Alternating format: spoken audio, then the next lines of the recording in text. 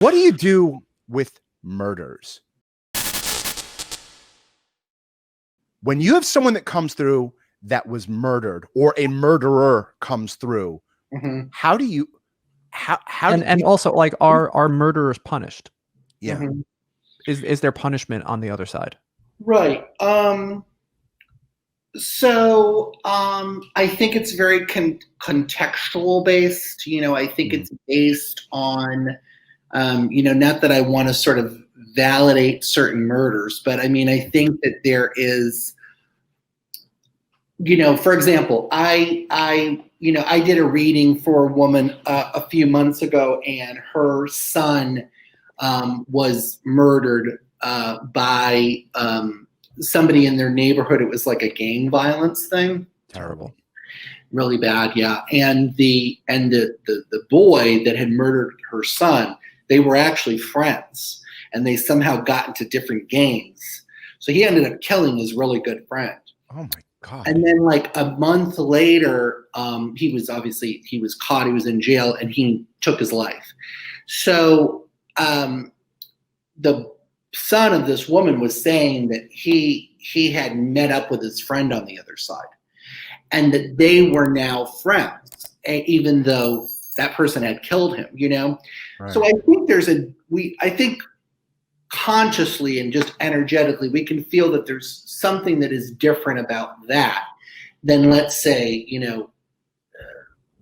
Ted Bundy or something, that Right. they feel different a little bit. Right. Even though we'd probably say both are terrible, but there seems to be a different, I think that I've had very few people come through who have done really horrific things.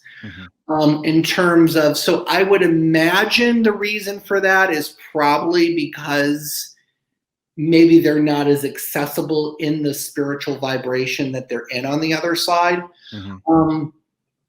But I also know that, even let's take a drastic example like Ted Bundy or something. I mean, there's people in the spirit world that probably did love him, that probably did miss him, that are probably trying to help him.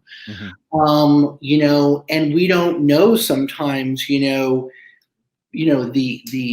abuse that somebody experienced, the karma that somebody brought here. What I can tell you is that whether it be murder, whether it be stealing $5 from somebody, whether it be anything you do that sort of breaks the energy of moving forward in a way that is with love, with kindness. Now, we all make mistakes. We all do things that we wish, we can look back on our life and say we shouldn't have done that. We've probably all done something to hurt somebody. So that doesn't mean, obviously that's something we work through, and I think probably for most people that are listening to this, I'm imagining they probably don't have, a serial killer in their family or something. So it's probably more, well, my father was a really bad father, and now he's passed, and is he helping me? Like, I don't really want his help.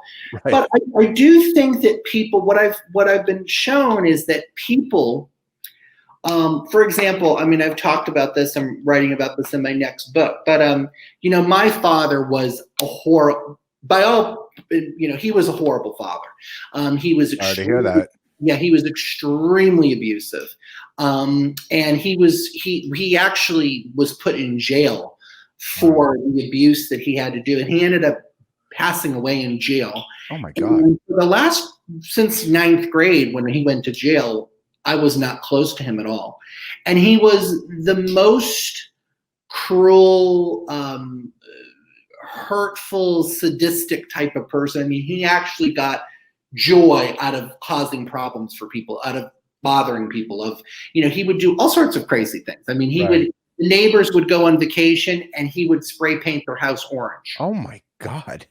Just to be like, no, they didn't do anything. I mean, there were like new neighbors that had just moved in. Right. He was just like a sick person.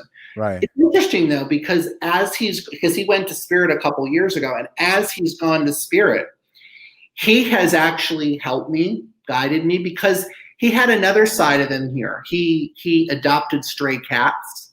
Okay. He would those commercials would come on about children, sponsor them for $1 a day. He'd start crying. Wow.